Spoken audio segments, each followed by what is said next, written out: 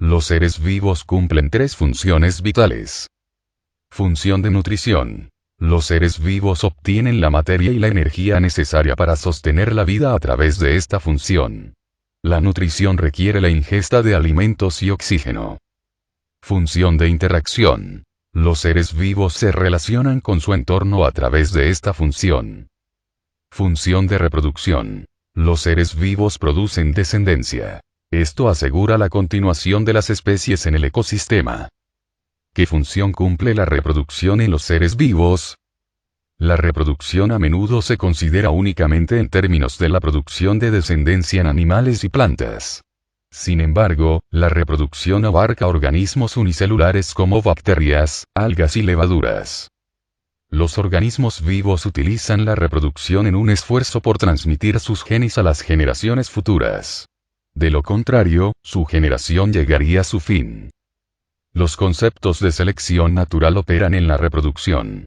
Los individuos que muestran rasgos no aptos para un ambiente, generalmente no pueden pasar sus genes a las nuevas generaciones. Desde el origen de los océanos hasta los tiempos actuales, la vida ha sido posible solo a través de la reproducción. ¿Cuál es la importancia de la reproducción para los seres vivos? El proceso de reproducción asegura la continuidad en los seres vivos. Este proceso es muy importante, ya que si una especie desaparece, todo el ecosistema se ve afectado, llegando incluso a la extinción de más especies animales y vegetales. Si la reproducción no fuera algo común en el planeta, no habría tanta diversidad. Importancia de la reproducción. A continuación se presenta una lista sobre las funciones que cumple la reproducción en los seres vivos. Ante un desastre natural que disminuye el número de individuos de una especie, la reproducción es esencial para evitar la extinción. La reproducción es importante para los organismos unicelulares, ya que tienen vidas cortas. Las poblaciones con poca natalidad son más susceptibles a ser desplazadas, ya que al ser minoría, no tienen cómo defenderse ante poblaciones más grandes. La diversidad en las especies y su cualidad para sobrevivir en diferentes ambientes es el resultado de la reproducción. La reproducción lleva a la evolución. Ayuda a aumentar los organismos en el ecosistema.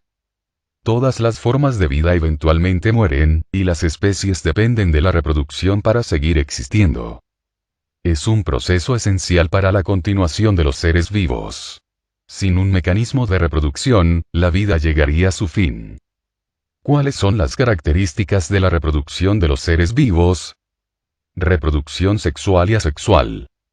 La reproducción sexual implica la participación de dos padres en el proceso reproductivo e implica la fusión del gameto masculino y femenino.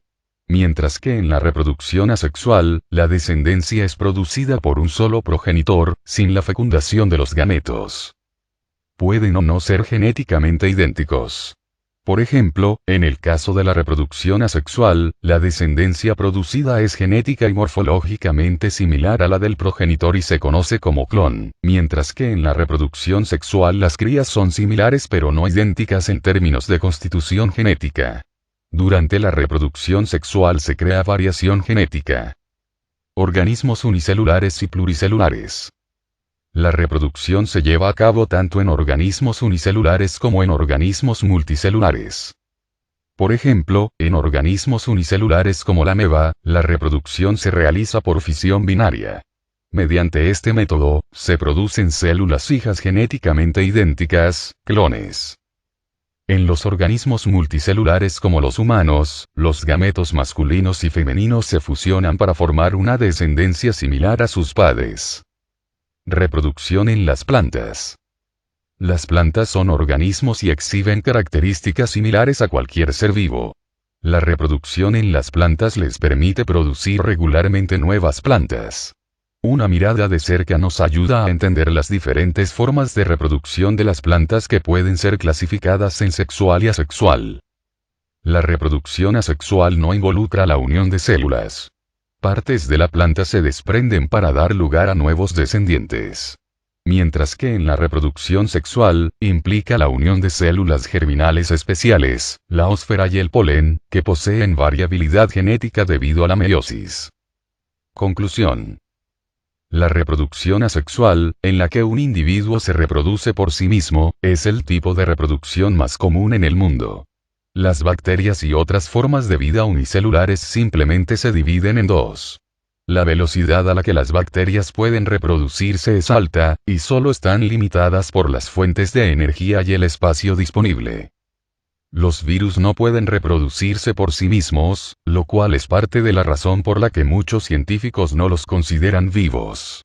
Los virus infectan a otras células y secuestran sus sistemas internos para obligarlas a crear más virus. Eventualmente, las células mueren y liberan los cuerpos virales que han creado. Esta forma de reproducción ha demostrado ser tremendamente efectiva. La reproducción sexual, que requiere dos miembros de una especie, es común en el mundo animal. Sin embargo, también es utilizada por las plantas, y el proceso es casi el mismo. Aunque las plantas no puedan moverse, las abejas y otras criaturas ayudan a transportar el polen de una flor a otra. La reproducción sexual permite que dos individuos combinen sus genes, lo que ayuda a transmitir rasgos beneficiosos y ayuda a la evolución. Aún así, las plantas y animales son muy susceptibles a cambios en el ambiente debido a la contaminación, cuyos efectos son devastadores, lo que significa que bajo condiciones ambientales adversas terminarían desapareciendo. La preservación de las especies debería de ser una prioridad para los seres humanos, ya que dependemos de las actividades biológicas de otros seres vivos. Entre las actividades importantes están el oxígeno que producen las plantas por medio de la fotosíntesis, la polinización que hacen las abejas, o el reciclaje natural que hacen algunos hongos e insectos. Y así, creando un ciclo que mantiene la diversidad y la vida en la Tierra.